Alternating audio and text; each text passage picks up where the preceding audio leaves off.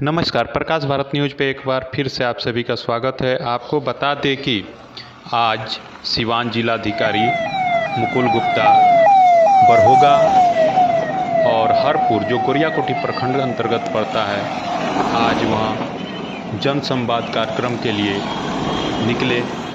जैसे ही बरहोगा पुरुषोत्तम पंचायत में प्रवेश किए, इंद्रदेव ने झमाझम बारिश से उनका स्वागत किया, जिस कारण से कार्यक्रम लेट हो गया। मंच पर जब डीएम पहुंचे तो काफ़ी लेट हो रहा था, तो उन्होंने माइक स्वयं अपने हाथों में थाम लिया और सरकार द्वारा संचालित एक एक योजनाओं को विस्तार से बताया और आम जनता से निवेदन किए कि आप इन योजनाओं का लाभ लें। साथ ही आप सरकार द्वारा कोई भी योजना आपके क्षेत्र में काम हो रहा है तो उस पर आप स्वयं निगरानी रखें और ज़रूरत पड़ने पर संबंधित पदाधिकारियों को इसकी जानकारी दें। तो बताते चले कि सरकार द्वारा संचालित सारी योजनाओं को काफ़ी विस्तार से उन्होंने जानकारी दी और युवाओं से एक नई उम्मीद की कि किसी भी कार्यक्रम को सफल बनाने में युवाओं का अहम योगदान होता है। इसलिए आम युवाओं से काफ़ी उम्मीद उन्होंने जताई। इसके पहले उन्होंने मंच पर पहुंचते ही दीप जला करके कार्यक्रम का शुभारंभ किया। कार्यक्रम के अंत में गोरियाकोठी प्रखंड कार्यालय पहुंचे। वहां कुछ देर रुकने के बाद हरपुर पंचायत के लिए रवाना हुए और वहां भी जन संवाद को लेकर के कार्यक्रम में शामिल हुए।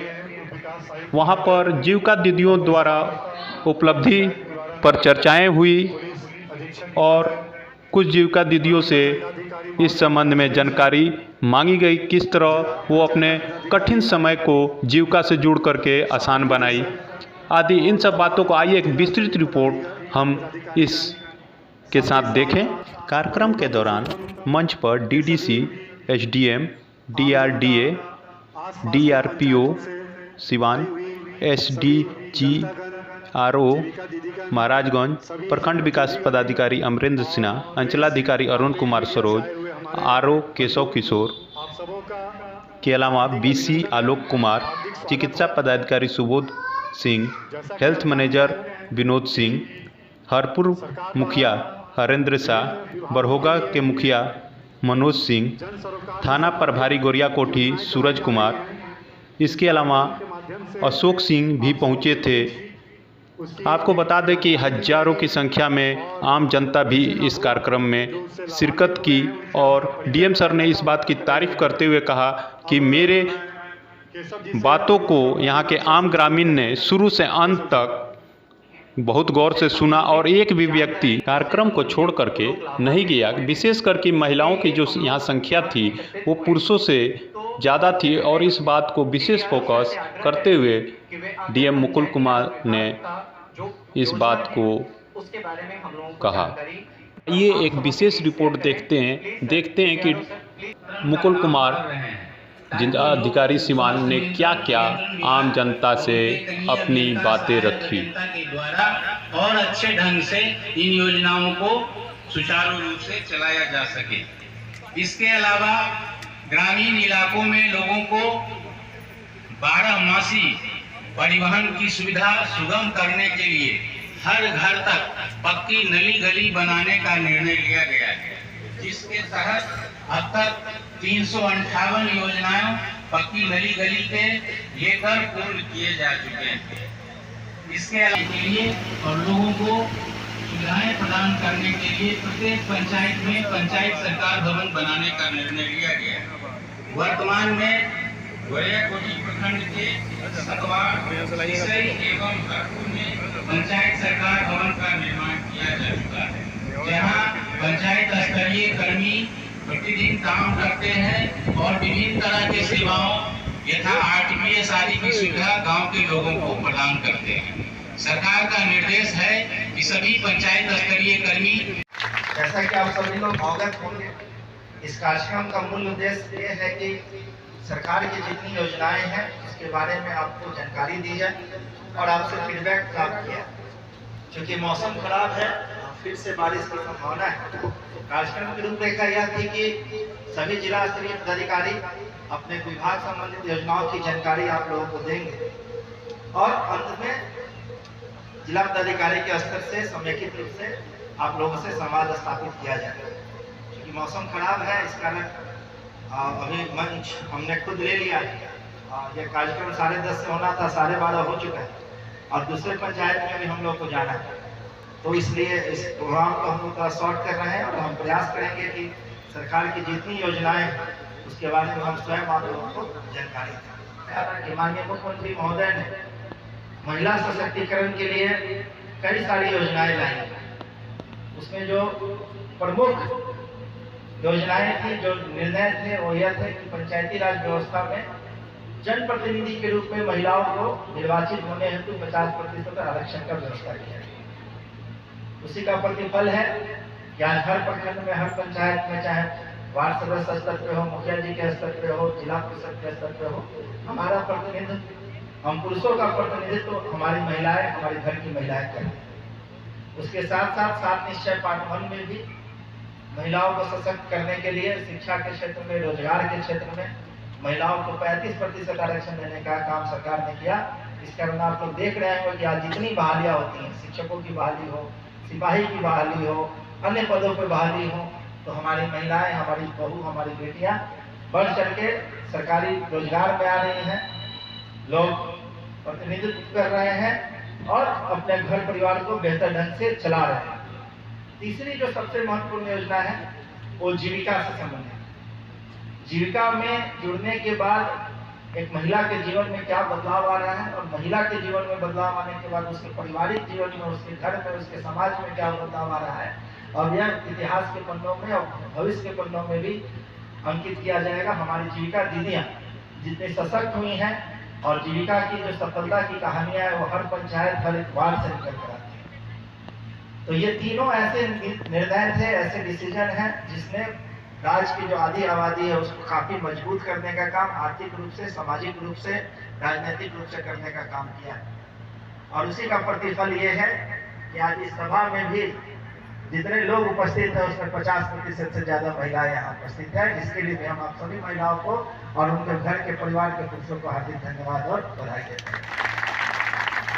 यदि ये 3 योजनाएं नहीं चल रही होती, 3 निर्णय नहीं लिए जाते, तो निश्चित आज आपको सबसे अधिक प्रभावित करने वाली योजनाएं थी, उसके बारे में हम बात करना चाहेंगे। आज हम हो या आप हो, आपके परिवार का कोई व्यक्ति हो, सभी लोगों को प्रमाण पत्र की आवश्यकता पड़ती है। चाहे वो जन्म प्रमाण पत्र हो, मृत्यु प्रमाण पत्र हो, आय प्रमाण पत्र हो, जाति प्रमाण पत्र हो, आवास प्रमाण पत्र हो, सभी के लिए हम लोगों को कभी न कभी जीवन में आवश्यकता पड़ती है। चाहे वो आपको कहीं एडमिशन लेना हो, आपको कहीं रोजगार लेना हो, सरकारी रोजगार लेना हो, प्राइवेट रोजगार लेना हो। आप सभी जानते हैं जो यहाँ पे 20 साल, 25 साल, 15 साल के लड़के लड़कियां हैं, निश्चित रूप से वो नहीं जानते हैं कि पहले इस काम में कितनी परेशानी होती है। अब इस पंचायत के व्यक्ति को यदि जाति प्रमाण पत्र बनवाना है, आवास प्रमाण पत्र बनवाना है, तो उनको प्रखंड जाना होता था। प्रखंड में लंबी लंबी लाइनें लगी होती थी, फिर आप अपना आवेदन देते थे और काफी समय लगता था। तब सरकार ने निर्णय लिया कि right to public services act के रूप में, लोक सेवाओं का अधिकार अधिनियम के रूप में सरकार ने जनता को अधिकार दिया कि ये 21 तरह के जो प्रमाण पत्र है, जो आपकी सुविधाएं हैं, वो आपका अधिकार है और इसमें किसी तरह का विलंब नहीं होना चाहिए।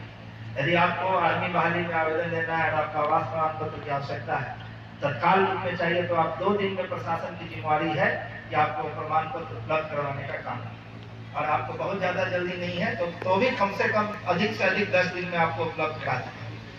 अगेन इसके लिए सरकार ने व्यवस्था की, सभी अंचलों पे आरटीपीएस केंद्र का संचालन स्टार्ट हुआ। हम लोगों ने देखा है कि आरटीपीएस पे जब सिर्फ अंचल में चलता था, फिर वही परेशानी शुरू हुई। सरकार ने व्यवस्था अच्छी कर दी, लेकिन चूंकि पूरे प्रखंड के लोग एक ही जगह जाते थे, इस कारण आप लंबी लंबी लाइनें वहां लगती थी। आप गए, आपने मोटरसाइकिल का तेल जलाया, साइकिल से गए, पैदल गए, 2 दिन 3 दिन आप गए तो आपका आवेदन मिला, क्योंकि लंबी लाइन में आप लगे हुए हैं, आपका नंबर आया नहीं आया। फिर इसमें बिचौलियों की भी कुछ समस्या हो गई। फिर प्रमाण पत्र के लिए आपने आवेदन दे दिया, जब आप प्रमाण पत्र लेने गए फिर 2-3 दिन आपको दौड़ना पड़ता था। तो ये सारी परेशानियों को देख के सरकार ने निर्णय लिया कि आरटीपीएस केंद्र का संचालन अब हम प्रखंड स्तर पे नहीं करेंगे, प्रखंड स्तर पे तो करेंगे ही, हम पंचायत स्तर पे करेंगे। और आज के दिन में यह सुखद अनुभूति है कि जहाँ एक प्रमाण पत्र बनाने के लिए एक व्यक्ति जब अंचल जाता था और 100 लोग लाइन में लगे रहते थे, और जब पंचायत स्तर पे व्यवस्था हो गई, पंचायत के कार्यपालक सहायक कंप्यूटर, प्रिंटर, इंटरनेट के साथ बैठने लगे, तो आपके समय की भी बर्बादी कम हुई। आप जाते हैं, मुश्किल से 2, 4, 5 लोग पंचायत के वहाँ बैठे रहते हैं, आप अपना समय आवेदन दे पाते हैं, वहीं पे आप डाउनलोड करके आपको आपका प्रमाण पत्र मिल भी जाता है। इससे आपके समय और आपके पैसे की बचत हुई, और इस समय और पैसे की बचत को आपने अपने जीवन में अन्य कार्यों के लिए लगाया। बच्चों की शिक्षा के लिए लगा सकते हैं, घर में अच्छा भोजन के लिए लगा सकते हैं, पोशाक के लिए लगा सकते हैं। तो एक महत्वपूर्ण योजना है। और आपको बताते हुए मुझे यह हर्ष भी हो रहा है कि अपने सीवान जिले में 283 पंचायत में लगभग सभी पंचायतों में पंचायत आरटीपीएस केंद्र चालू है, और प्रतिदिन लगभग 3000 से ज्यादा लोग आरटीपीएस केंद्र का लाभ उठा रहे हैं। वहाँ पे लोग न जाके सिर्फ अपने 21 तरीके के प्रमाण पत्र का निर्माण करवा रहे हैं, जब बल्कि साथ ही साथ पंचायत कार्यपालक सहायक के माध्यम से हम लोग आयुष्मान कार्ड और लेबर कार्ड भी बनवा रहे हैं।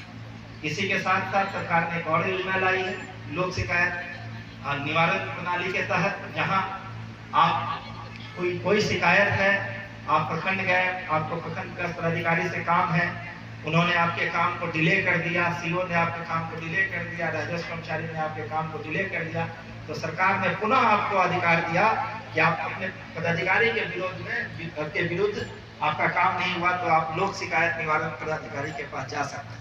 इसके लिए अनुमंडल पे अनुमंडल लोक शिकायत निवारण पदाधिकारी और जिला पे जिला लोक शिकायत निवारण पदाधिकारी उनकी जिम्मेदारी हुई, वो लोग काम करने को इच्छुक हुए, वो आपके काम को डिले नहीं कर सकते हैं, और डिले यदि करते हैं तो लोक शिकायत को उसकी सुनवाई होती है, और पाया जाता है कि उनके द्वारा जानबूझ कर डिले किया जाए तो उनके ऊपर दंड अधिरोपित किया जाता है, उनके खिलाफ कार्रवाई होती है, उनको फाइन किया जाता है। सरकार के द्वारा संचालित की जा रही है। सरकार की एक और बहुत महत्वपूर्ण बीमारी है लोगों को रोजगार देना। आप लोगों ने देखा जो बुद्धिजीवी है, जो अखबार पढ़ते हैं, जो टेलीविजन पे न्यूज देखते हैं, आपने देखा होगा कि विगत कुछ वर्षों में कितनी संख्या में रोजगार का सृजन, सरकारी रोजगार का सृजन सरकार करे। अभी बीपीएससी के माध्यम से 1,75,000 शिक्षकों की नियुक्ति के लिए परीक्षा। अभी परसों सरकार ने निर्णय लिया कि हम 60,000 70,000 से ज्यादा शिक्षकों की पुनः बहाली करें। अभी अक्टूबर में 1 अक्टूबर, 7 अक्टूबर और 15 अक्टूबर को लगभग 25,000 सिपाही भर्ती की परीक्षा हो रही है। अभी पिछले वर्ष जो निर्वाचित प्रतिनिधि हैं वो बेहतर समझ पाएंगे कि एक समय था जब पंचायत सचिव 5-5 पंचायत के 40 होते थे, राजस्व कर्मचारी 5-5 हल्का के 40 होते थे। सरकार ने पिछले वर्ष और उसके पिछले वर्ष 4-4 हजार पंचायत सचिव और राजस्व कर्मचारी की बहाली की। स्वास्थ्य के क्षेत्र में डॉक्टर्स की बहाली हुई, एएनएम की बहाली हुई, और एक एएनएम 3-3 4-4 पंचायत के 4 बढ़ दी गई। हर एक पंचायत में एएनएम है जो बच्चों का टीकाकरण करने का काम करती है। आसाम का नियोजन हुआ, रसोईया का नियोजन हुआ। इस प्रकार हजारों लाखों की संख्या में प्रतिवर्ष सरकार रोजगार सृजन करने का काम कर रही है, और मुझे यह समाज और अपने परिवार के लिए काम है। तो रोजगार सृजन का काम सरकार कर रही है, और इसका फायदा विशेष रूप से हमारे युवक और युवतियों को उठाना चाहिए। इसके अलावा सरकार सभी लोग सरकारी रोजगार में जा नहीं सकते हैं, उसकी अपनी एक सीमा है। तो सरकार लगातार आगे स्वास्थ्य की बात कर रही है। अपने जिले में कुल 21 की संख्या में प्राथमिक स्वास्थ्य केंद्र और सामुदायिक स्वास्थ्य केंद्र, अपने जिले में 300 की संख्या में स्वास्थ्य उपकेंद्र है। आज हमारा कोई ऐसा स्वास्थ्य संस्थान नहीं है जहां आप जाएंगे तो आपको बेहतर सुविधा नहीं मिलेगी। हम लोग यह भी प्रयास कर रहे हैं कि जो पैथोलॉजी जांच होती है, जिस जांच के लिए आपको प्राइवेट में जाना पड़ता था और वहाँ आपको सैकड़ों हजारों रुपए देने पड़ते थे, उसके लिए भी आज हमारे कई सौ स्वास्थ्य संस्थानों में पैथोलॉजी की व्यवस्था है। और प्रतिदिन हमारे पास रिपोर्ट आता है, हम स्वास्थ्य विभाग सिविल सर्जन से रिपोर्ट लेते हैं। प्रतिदिन लगभग 1000 से 1500 की संख्या में हमारे सीवान की जनता सीवान के सरकारी स्वास्थ्य केंद्रों में पैथोलॉजी का जांच कराती है, जिससे लाखों रुपए की बचत हमारी आम जनता को होती है। तो मेरा आप लोगों से अनुरोध होगा कि निश्चित रूप से यदि आपके घर में कोई बीमार पड़ता है या किसी तरह की परेशानी होती है तो आप सरकारी स्वास्थ्य केंद्रों का लाभ उठाएं। कि आज की हमारी व्यवस्था किसी प्राइवेट मेडिकल हॉस्पिटल से या क्लिनिक से कम नहीं। जिले में मेडिकल कॉलेज एंड हॉस्पिटल का भी निर्माण हो रहा है। मैरवा में मेडिकल कॉलेज एंड हॉस्पिटल का निर्माण कार्य चालू है, बहुत तेज गति से हो रहा है। 2025 तक सिवान के लिए अपना खुद का, आज से 2 साल के बाद हम लोग के लिए गौरव का क्षण होगा कि सिवान में भी Siwan medical college and hospital का संचालन होगा, जहाँ पे असाध्य लोगों का भी इलाज होगा। अब उसके बाद हम लोगों को गोरखपुर या पटना अपने जनता को, मरीज को रेफर करने की आवश्यकता नहीं पड़ेगी। रोड में सिवान शहर से मात्र 5-6 किलोमीटर की दूरी पे गवर्नमेंट इंजीनियरिंग कॉलेज का उद्घाटन पिछले वर्ष माननीय मुख्यमंत्री महोदय ने किया, जिसमें आज की तिथि में 400 से ज्यादा लड़के और लड़कियां अध्ययनरत हैं। और इस साल जो पास आउट हो रहे हैं, जो चौथे वर्ष में हैं, उसमें से 60-70% लोगों का रोजगार कंपनी में अच्छे पैकेज में लगा है। तो मेरा पुनः जो हमारे बच्चे अभी 10वीं में पढ़ रहे हैं, 12वीं में जो लड़के लड़कियां पढ़ रहे हैं, उनसे अनुरोध होगा कि इस इंजीनियरिंग कॉलेज का भी फायदा उठाएं। बिहार सरकार, भारत सरकार जो परीक्षा लेती है इंजीनियरिंग का, उसमें पार्टिसिपेट करें। आपके अपने शहर में कॉलेज है, जैसे हम भी IAS बनने से पहले हम इंजीनियर थे, हमने इंजीनियरिंग की पढ़ाई की है, टाटा कंपनी में जॉब करते थे, लेकिन हमको इंजीनियरिंग करने के लिए मुजफ्फरपुर जिले से निकल के तमिलनाडु जाना पड़ा। यहाँ पे सरकारी इंजीनियरिंग कॉलेज में यदि आप पढ़ाई करते हैं तो निश्चित रूप से गरीब का बच्चा भी अब आसानी से इंजीनियर बन सकेगा।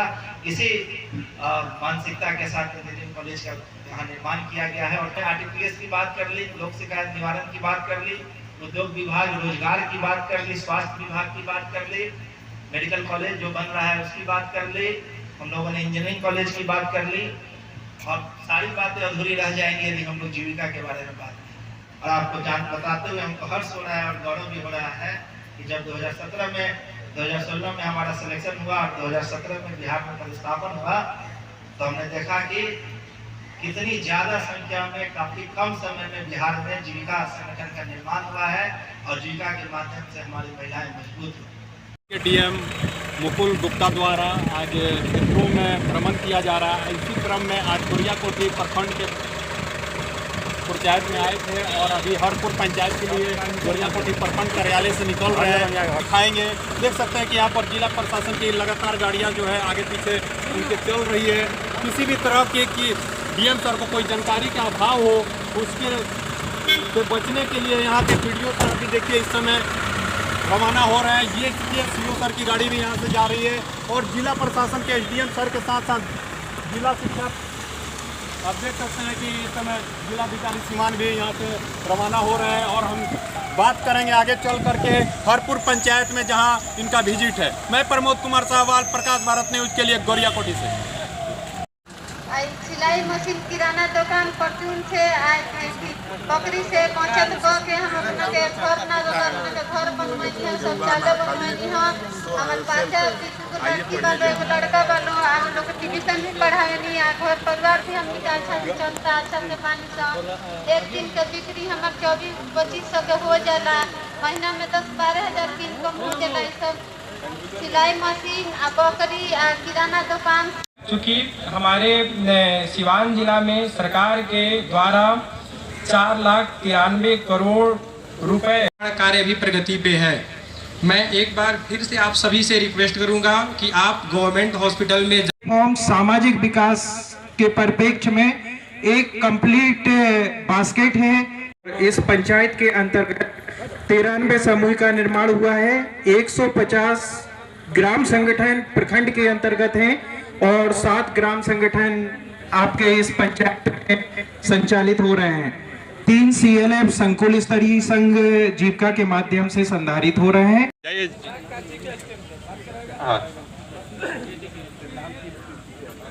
इसमें अगर बात करें कि जीविका में जुड़ने के बाद जो आजीविका गतिविधि से दीदी जुड़ी हुई हैं, उनकी अगर औसत आय पे बात करते हैं तो एक दिन में अभी हम लोग सतत जीविकोपार्जन का एक जीता जागता उदाहरण लेते हैं और उसका एनालिसिस